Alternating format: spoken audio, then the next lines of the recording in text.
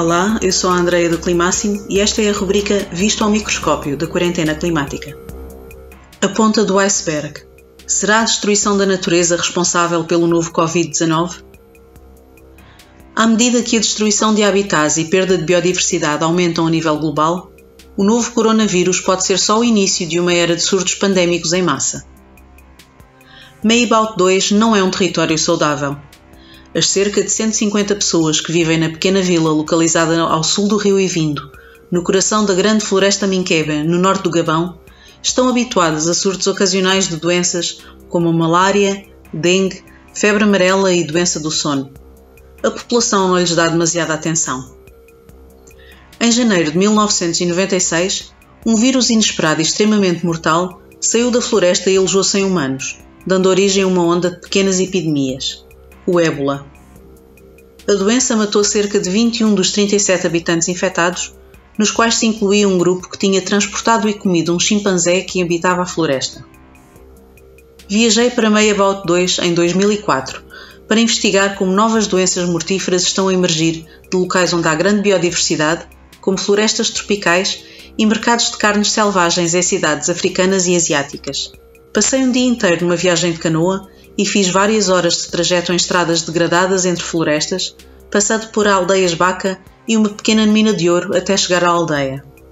Quando finalmente cheguei, deparei-me com pessoas traumatizadas e assustadas com a possibilidade do vírus mortal, que mata até 90% dos infectados, voltar. Os aldeãos contavam que tinham sido crianças que entraram na floresta com o cão que matou o chimpanzé e descreviam como todas as pessoas que o tinham cozinhado ou comido tinham ficado com febres terríveis passadas poucas horas. Alguns morreram imediatamente e outros foram levados para o hospital do outro lado do rio. Os poucos que recuperaram contam que antes do surto adoravam a floresta. Agora temiam-na terrivelmente.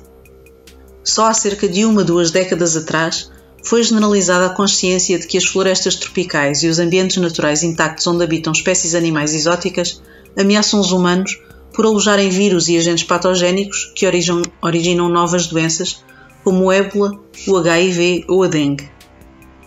Um número crescente de investigadores atualmente acredita que, na verdade, é a ação humana destrutiva da biodiversidade que cria as condições ideais para novos vírus e doenças como o Covid-19 se propagarem.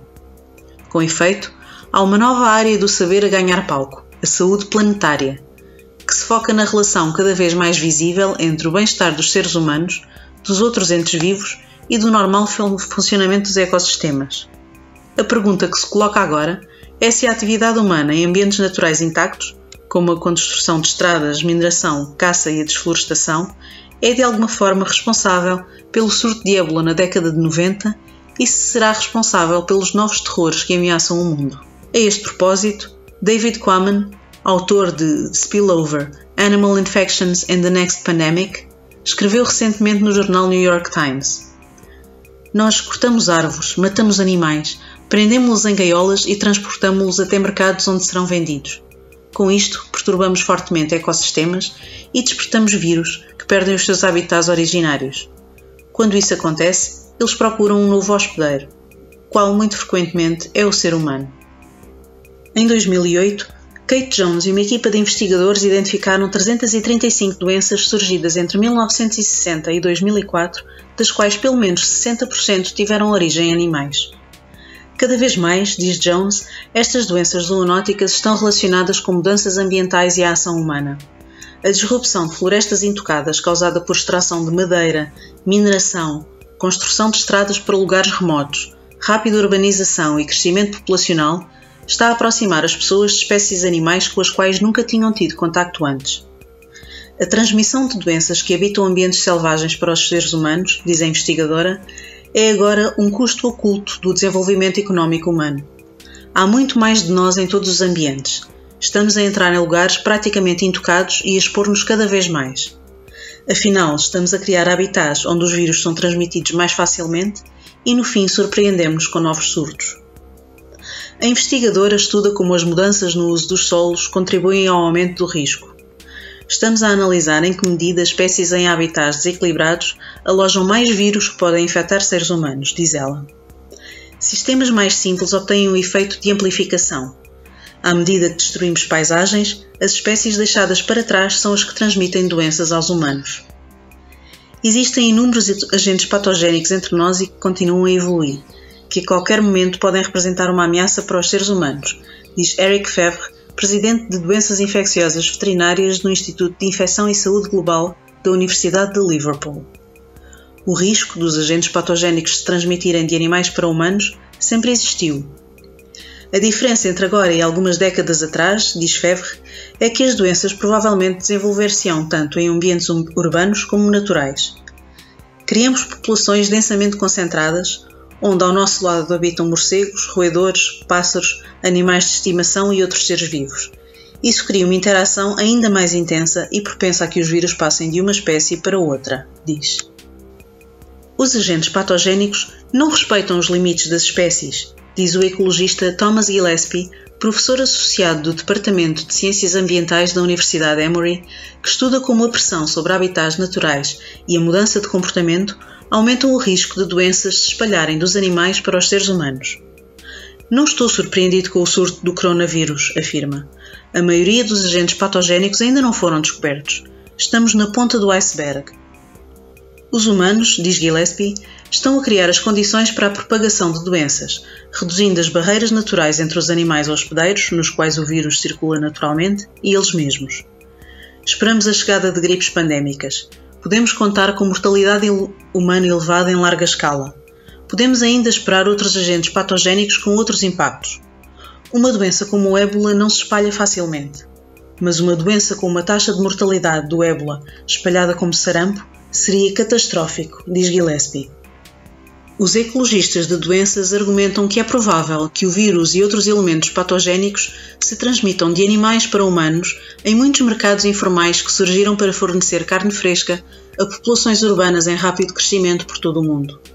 Nestes mercados, os animais são abatidos, cortados e vendidos no local.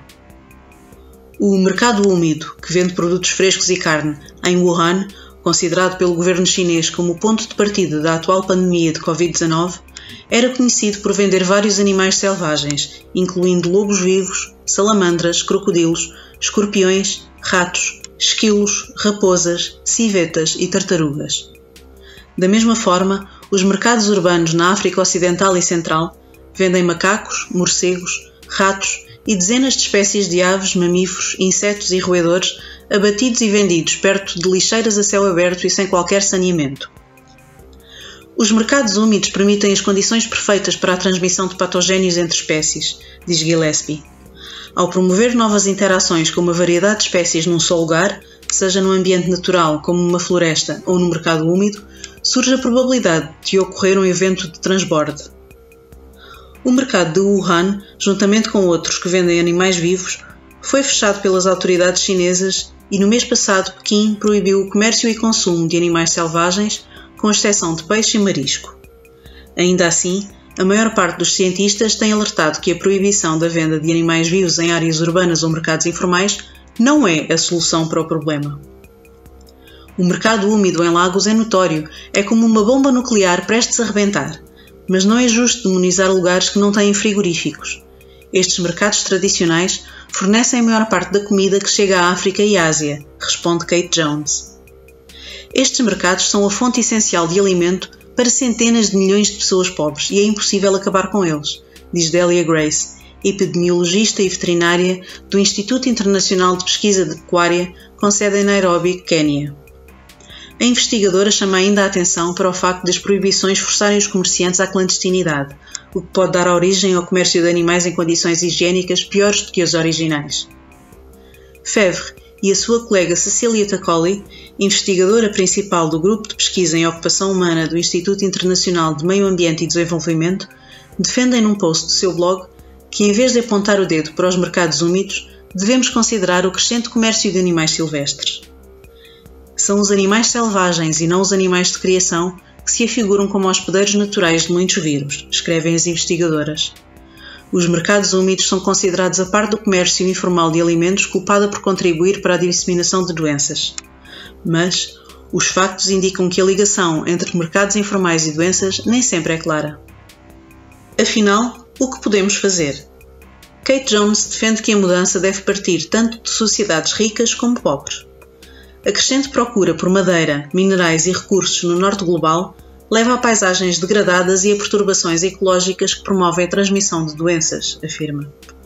Temos de ter em vista a biossegurança global, identificar os pontos fracos e reforçar a prestação de serviços de saúde nos países em desenvolvimento. Caso contrário, podemos esperar mais do mesmo, acrescenta. Os riscos são maiores agora. Eles sempre estiveram presentes e existem desde há gerações.